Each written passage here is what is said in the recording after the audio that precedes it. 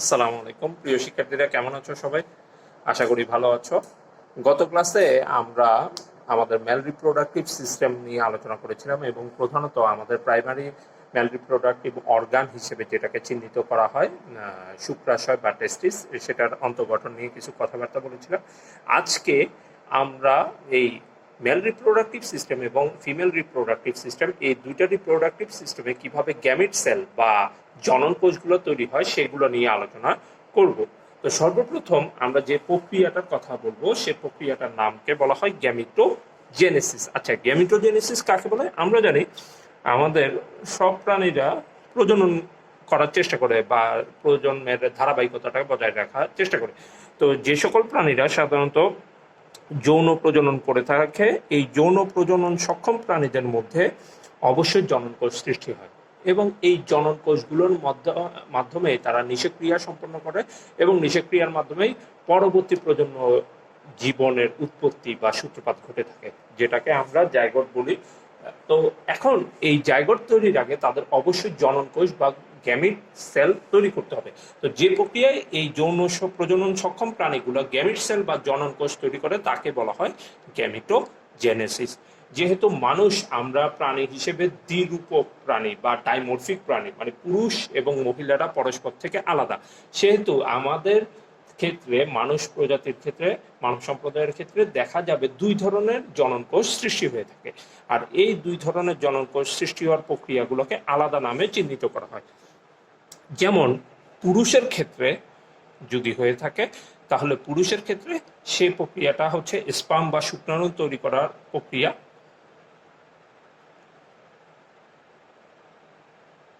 এখানে শুক্রাণু উৎপাদন হবে শুক্রাশয়। কোথায় হবে? শুক্রাশয়। তো শুক্রাণু উৎপাদন করার এই প্রক্রিয়াটাকে ইংরেজিতে বলা হয় স্পারমাটোজেনেসিস। আমরা জেনেসিস শব্দটা বলতে বুঝাবো কোনো কিছু তৈরি হওয়া। বায়োলজিতে জেনেসিস মানে হচ্ছে কোনো কিছু তৈরি হওয়া, শুক্রাণু উৎপাদন। তাহলে স্ত্রীদের ক্ষেত্রে তোমার কি হবে? তাদের জনন কোষ হচ্ছে ডিম্বাণু। তাহলে সেখানে কি হবে? ডিম্বাণু উৎপাদন হবে।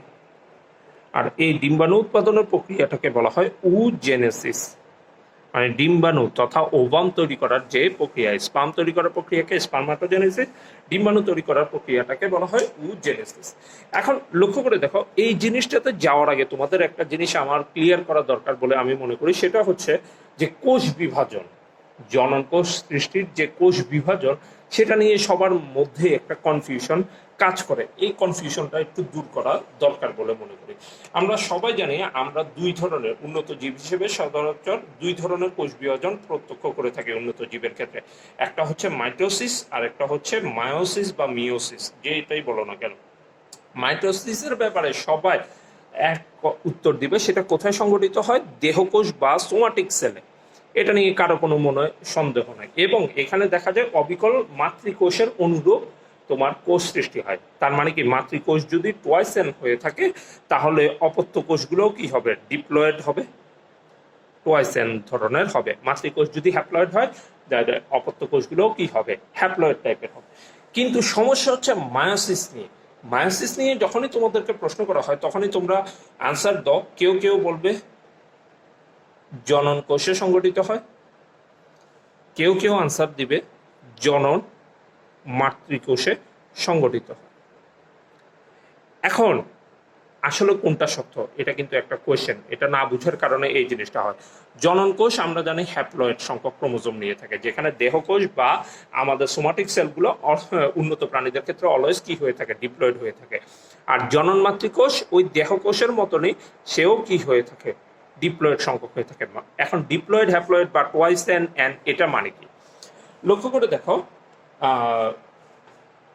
ডিপ্লয়েড বা জোড়া মিলিয়ে রাখা, টোয়াইসেন মানে হচ্ছে যে কোনো ক্রোমোজোমের সেটটা ডাবল জোড়া বা ডাবল কপি হিসেবে থাকবে। আর এন মানে হচ্ছে সিঙ্গেল, মানে এখানে বেজোড়, মানে এখানে কোনো জোড়া থাকবে না।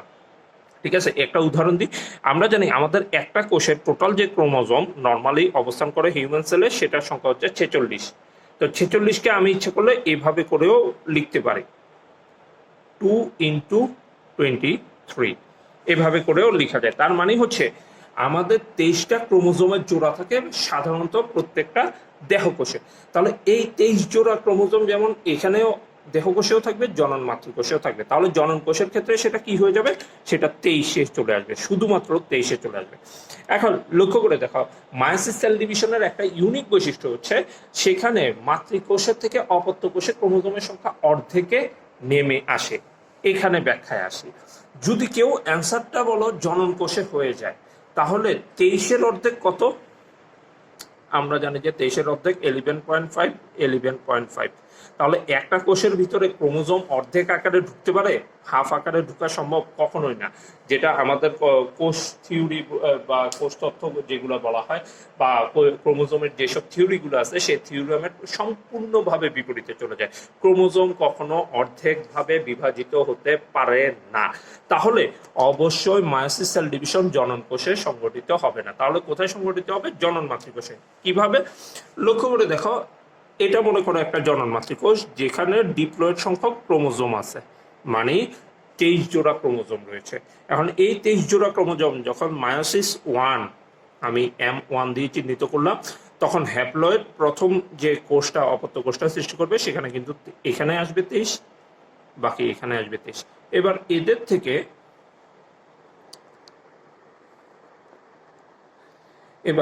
এদের থেকে দেখা যাবে যে পরবর্তীতে মায়োসিস 2 এর মাধ্যমে বাকি 23টা করে তোমার 4টা হ্যাপ্লয়েড জনন কোষ সৃষ্টি করা যাবে। এটা হবে মায়োসিস 2 এর মাধ্যমে।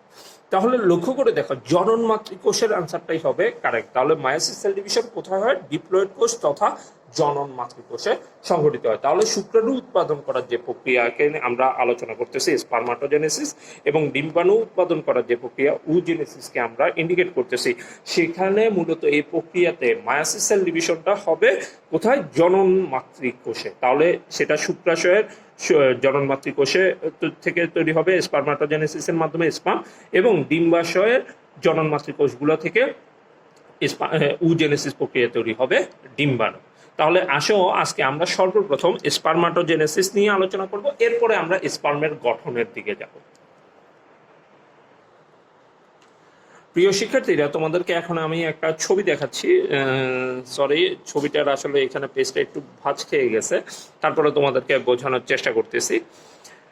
লক্ষ্য করে দেখো, গত ক্লাসে আমরা এই শুক্রাশয়ের গঠনটা দেখেছিলাম, যেখানে সেমিনিফেরাস টিউবিউলসগুলো প্রকোষ্ঠ বরাবর থাকে।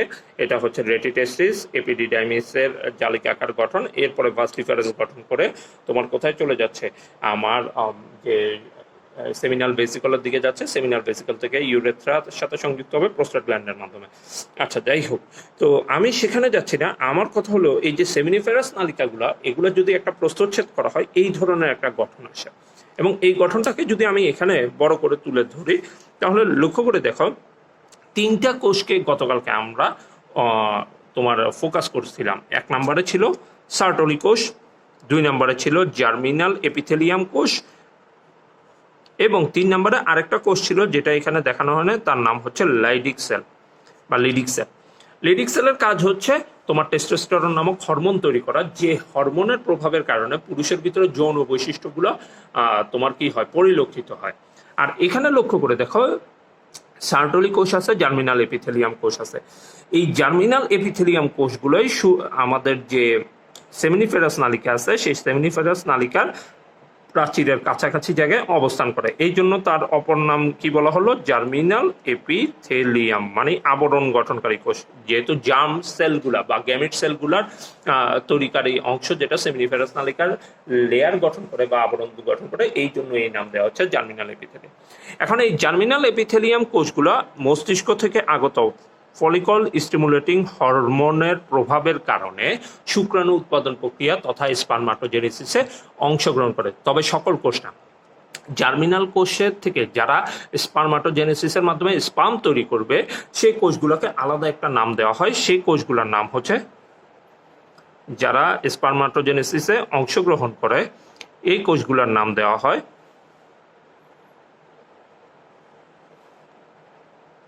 Primordial germ sell.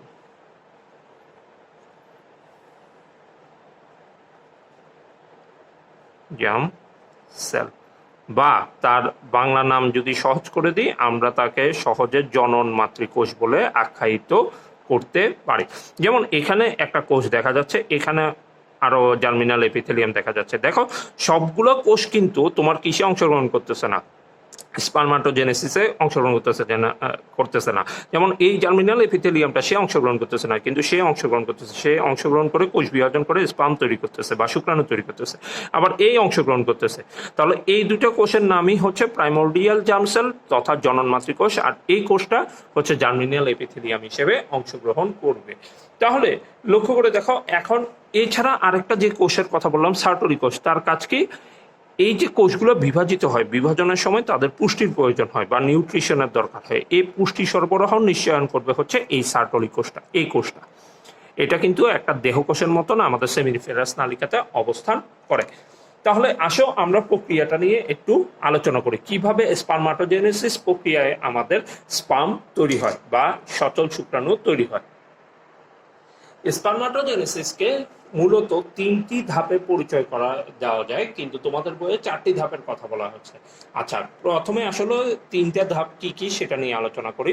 প্রথম ধাপটির নাম হচ্ছে মাল্টিপ্লিকেশন ফেজ বা সংখ্যাবৃদ্ধি পর্যায়।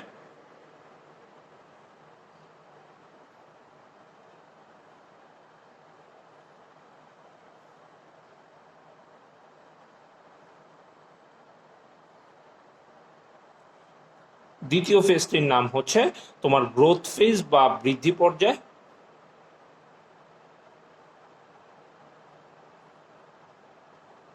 আচ্ছা, তৃতীয় যে ধাপটি আছে সেটা হচ্ছে ম্যাচুরেশন ফেজ বা পূর্ণতা পর্যায় বা পূর্ণতা প্রাপ্তি দশা। আচ্ছা, এই পূর্ণতা প্রাপ্তি বা ম্যাচুরেশন ফেজের শেষে একটা রিমার্কেবল ঘটনা ঘটে থাকে, যেখানে নিশ্চল স্পারমাটিড, মানে এই 3টা ধাপের মাধ্যমে মূলত নিশ্চয়ন করা হয় নিশ্চল স্পারমাটিড, হ্যাপ্লয়েড স্পারমাটিড তৈরি হচ্ছে কিনা। এখন নিশ্চল স্পারমাটিড যখন তৈরি হয়ে যায়, সে একটা বিশেষ প্রক্রিয়ার মাধ্যমে সচল শুক্রাণুতে রূপান্তর হয়। সেই ধাপটার নাম হচ্ছে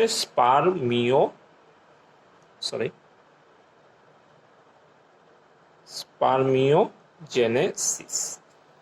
ঠিক আছে, তো এর আলোকে তোমাদের বইয়ে এই ধাপগুলো, আজমল স্যারের বইয়ে 4টি ধাপের কথা বলা হয়েছে, কিন্তু মেইনলি যদি স্পারমাটোজেনেসিস নিয়ে উইকিপিডিয়া বা অন্যান্য ইয়েতে দেখো সার্চ দাও, মূলত এই 3টা ধাপের কথাই বলবে, মাল্টিপ্লিকেশন ফেজ, গ্রোথ ফেজ এবং ম্যাচুরেশন ফেজ। আর ম্যাচুরেশন ফেজের সবার শেষে ঘটবে স্পারমিওজেনেসিস, যেটার দ্বারা আমরা সচল কি পাবো, শুক্রাণু বা স্পাম পাবো। ঠিক আছে, এখন এই ধাপগুলো কিভাবে সংগঠিত হয় একটা ফ্লো চার্টের মাধ্যমে বা ফ্লো ডায়াগ্রামের মাধ্যমে আমরা সেটা দেখি। প্রিয় শিক্ষার্থীরা, আসো এখন আমরা একটা ফ্লো ডায়াগ্রামের মাধ্যমে দেখি কিভাবে স্পারমাটোজেনেসিসটা আমাদের শুক্রাশয়ের ভিতরে সংগঠিত হয়। সর্বপ্রথম ধাপের নাম সংখ্যাবৃদ্ধি, এরপরে বৃদ্ধি বা গ্রোথ ফেজ, তারপরে হচ্ছে পূর্ণতা প্রাপ্তি বা ম্যাচুরেশন ফেজ, আর এরপরে বিশেষ প্রক্রিয়া স্পারমিওজেনেসিস। এখন লক্ষ্য করে দেখো সর্বপ্রথমে কি হয়। জার্মিনাল এপিথেলিয়ামের কোষের যে সকল কোষগুলো ফলিকল স্টিমুলেটিং হরমোনের প্রভাবের কারণে শুক্রাণু উৎপাদন প্রক্রিয়া অংশগ্রহণ করে, তাদেরকে কি বলা হয়, প্রাইমোর্ডিয়াল জার্ম সেল বা জনন মাতৃকোষ। এখন এরা কিন্তু সবাই ডিপ্লয়েড হয়ে থাকে, আমাদের দেহকোষের মতন ডাবল, মানে 46 ক্রোমোজোম নিয়ে অংশগ্রহণ করে। এখন যেহেতু প্রচুর পরিমাণে শুক্রাণু উৎপাদন হয় এবং একটা পুরুষের তার জীবদ্দশায় দেখা যাচ্ছে মৃত্যুর আগ পর্যন্ত, আজীবন পর্যন্ত সে শুক্রাণু উৎপাদন করতে সক্ষম, তো দেখা যায় তার শুক্রাণু প্রচুর পরিমাণে তৈরি করতে হয়। যার কারণে দেখা যায় যে এই একটি জার্মিনাল এপিথেলিয়াম কোষ থেকে বা প্রাইমোর্ডিয়াল জন্মাত্রিক কোষগুলো থেকে প্রচুর পরিমাণে কোষ বিভাজন হয়, এবং ওই কোষ বিভাজনটা কি ধরনের হয়, মাইটোসিস হয়, এবং বহু সংখ্যক তোমার ছোট ছোট ছোট ছোট শুক্রাণু মাতৃকোষ তৈরি করে, যাদেরকে পরবর্তীতে নাম দেওয়া হচ্ছে স্পারমাটোগোনিয়া। বহু বচনে স্পারমাটোগোনিয়া, এক বচনে বলা হয় স্পারমাটোগোনিয়াম। তোমরা লক্ষ্য করে দেখবে আম শব্দটা ব্যবহার করা হয় এক বচনের ক্ষেত্রে, যেমন ব্যাকটেরিয়া, ব্যাকটেরিয়াম, এইখানে স্পারমাটোগোনিয়া, স্পারমাটোগোনিয়াম। তাহলে এটা একটা স্পারমাটোগোনিয়াম, এটা একটা স্পারমাটোগোনিয়াম, এটা এটা এই স্পারমাটোগোনিয়ামগুলোকে একত্রে বলা হয় স্পারমাটোগোনিয়া, এবং এদের পরবর্তী কোষ বিভাজনের কারণেই তোমার শুক্রাণু তৈরি হয় বলে এদেরকে বলা হয় শুক্রাণু মাতৃকোষ। এবং এই শুক্রাণু মাতৃকোষও কিন্তু ডিপ্লয়েড, মানে 46 ক্রোমোজোম নিয়ে গঠিত। এবার লক্ষ্য করে দেখো এতটুকু পর্যন্ত সে সংখ্যা বৃদ্ধি করে ফেলছে মাইটোসিস সেল ডিভিশনের মাধ্যমে। এবার সে কি করবে, নিজের ভিতরে ডেভেলপমেন্ট করবে, আয়তনে ডেভেলপমেন্ট করবে, তার কোয়ালিটি ডেভেলপমেন্ট করবে। তো এটার জন্য সে যে পর্যায়ে উপনীত হয় সেটাকে বৃদ্ধি বা গ্রোথ ফেজ বলা হয়। আর এখানে সে সহায়তা নেবে সার্টলি কোষ, একটা কোষ আমরা বলেছিলাম যে যা সেমিনিফেরাস নালিকার ভিতরে তোমার দেহকোষ হিসেবে থাকে সার্টলি কোষ। তার কাজ কি, সে এই স্পার্মাটোগোনিয়াগুলোকে পুষ্টি সরবরাহ করে, যার ফলে যে গঠনটা আসে তাকে বলা হয় প্রাইমারি স্পার্মাটোসাইট। এবং এখানে লক্ষ্য করে দেখো এই কোষটা কিন্তু ওই কোষগুলো থেকে নিউক্লিয়াসটা একটু ঘনীভূত হয়েছে, আকারে বড় হয়েছে, পুষ্টি সরবরাহ করছে। এবং এই বৃদ্ধি পর্যায়ের রিমার্কেবল জিনিস হচ্ছে মায়োসিসের আগের যে ইন্টারফেস দশাটা থাকে সেই ইন্টারফেস দশা এখানে ভিজিবল হয়। এখন এরপরে তারা কোথায় চলে যাবে, স্পাম তৈরির জন্য পূর্ণতা প্রাপ্তি দশায়, মানে আস্তে আস্তে কোষ বিভাজনের জন্য আগাবে। তো প্রাইমারি স্পার্মাটোসাইট প্রথমে মায়োসিস 1 ঘটাবে, তার মাধ্যমে সেকেন্ডারি স্পার্মাটোসাইট তৈরি করবে। এখন আমরা যারা উদ্ভিদ বিজ্ঞানে পড়ে আসছি মায়োসিস সেল ডিভিশন, যে প্রথম মায়োসিস বা মায়োসিস 1 এর মাধ্যমে কিন্তু ডিপ্লয়েড কোষগুলো থেকে হ্যাপ্লয়েড কোষ তৈরি হয়। যেমন এখানে ক্রসিং ওভার এবং সিনাপসের একটা ঘটনা ঘটে, যার কারণে হ্যাপ্লয়েড ক্রোমোজোমের সৃষ্টি হয় কোষগুলোতে। তো হ্যাপ্লয়েড সেট যখন সৃষ্টি হয়ে যায় তখন সেটা সেকেন্ডারি স্পার্মাটোসাইটে চলে আসে। এবার দ্বিতীয় মায়োসিসের মাধ্যমে তারা কি তৈরি করে, নিশ্চল স্পার্মাটিড তৈরি করে। এতটুকু পর্যন্ত হচ্ছে পূর্ণতা প্রাপ্তি দশা। এখন এই নিশ্চল স্পার্মাটিড গুলা তখনও কিন্তু সেমিনাল ভেসিকলের ভিতরে আটকানো থাকে, তারা কিন্তু সচল হয় না। তো তাদেরকে সচল করার জন্য বা সচল শুক্রাণু তৈরি করার জন্য একটা বিশেষ প্রক্রিয়া সহায়তা নেয়, সেই প্রক্রিয়াটাকে বলা হয় স্পার্মিওজেনেসিস। এখন লক্ষ্য করে দেখো এই সেকেন্ডারি স্পার্মাটোসাইট যেরকম হ্যাপ্লয়েড, নিশ্চল স্পার্মাটিড গুলোও হ্যাপ্লয়েড এবং সচল স্পার্ম গুলোও কি হবে, হ্যাপ্লয়েড হয়ে থাকবে। কারণ কি, মায়োসিস সেল ডিভিশন অলরেডি অকার হয়ে গেছে। তাহলে একটা প্রাইমারি স্পার্মাটোসাইট থেকে এরকম সচল স্পার্মের সংখ্যা কয়টা দাঁড়াচ্ছে, চারটা হ্যাপ্লয়েড স্পার্ম তৈরি করা হয়। তাহলে আমরা বুঝতে পারলাম যে এরকম করে প্রাইমারি স্পার্মাটোসাইট বা শুক্রাণু মাতৃকোষ একটি থেকে 4টি হ্যাপ্লয়েড স্পার্ম তৈরি করা যায়। এখন আসো যে এটা চিত্রের মাধ্যমে আমরা বোঝার একটু চেষ্টা করি। তোমরা এই চিত্রটা একটু ভালো করে লক্ষ্য করে দেখো। প্রথমে যে কোষটাকে দেখানো হচ্ছে এটা হচ্ছে আমার সেই প্রাইমোর্ডিয়াল সেল বা জন্মমাতৃ কোষ। সে মাইটোসিস করার মাধ্যমে সংখ্যা বৃদ্ধি করলো, প্রাইমারি স্পার্মাটোসাইটে তৈরি হলো, সেটাও কিন্তু ডিপ্লয়েড অবস্থায় রয়েছে।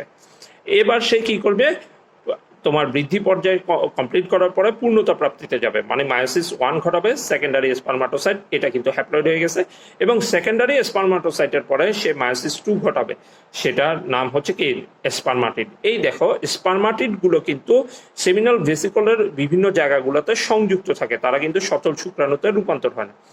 এখন যে প্রক্রিয়ার মাধ্যমে তারা সচল শুক্রাণুতে রূপান্তর হয় তাকে বলা হয় স্পার্মিওজেনেসিস।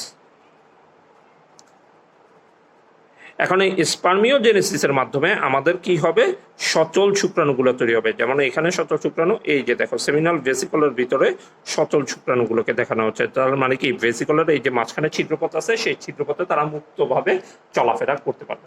তাহলে এটা হলো স্পার্মাটোজেনেসিস। এখন আমরা যে টপিকটা নিয়ে আলোচনা করব সেইটা হচ্ছে একটি লাইভ স্পার্মের গঠন দেখতে কেমন, তার বৈশিষ্ট্যগুলো কি কি এবং কোন অংশ কি কাজ করে সেটা নিয়ে।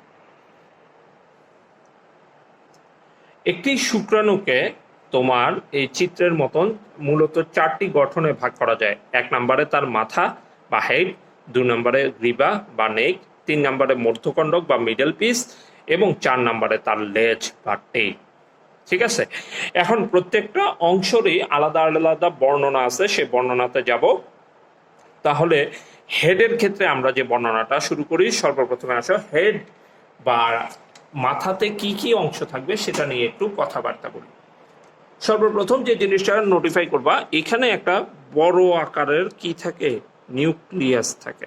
এই যে আমি চিহ্নিত করলাম, এটা হচ্ছে নিউক্লিয়াস। এই নিউক্লিয়াসের আকৃতিটা অনেকটা ডিম্বাকৃতি, এবং এটা যেহেতু মায়োসিস সেল ডিভিশন বা স্পার্মাটোজেনেসিস প্রক্রিয়ার মাধ্যমে সৃষ্টি হচ্ছে, অবশ্যই তার ক্রোমোজোমের সংখ্যা কি হবে, হ্যাপ্লয়েড হবে, মানে n সংখ্যক হবে।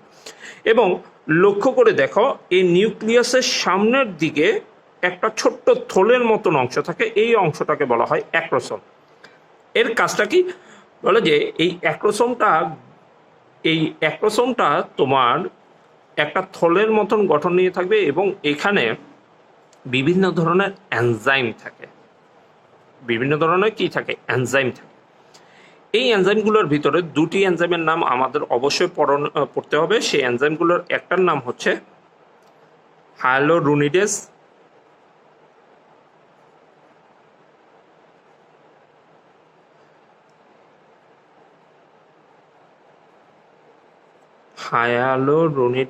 এবং 2 নম্বরটার নাম হচ্ছে অ্যাক্রোসিন।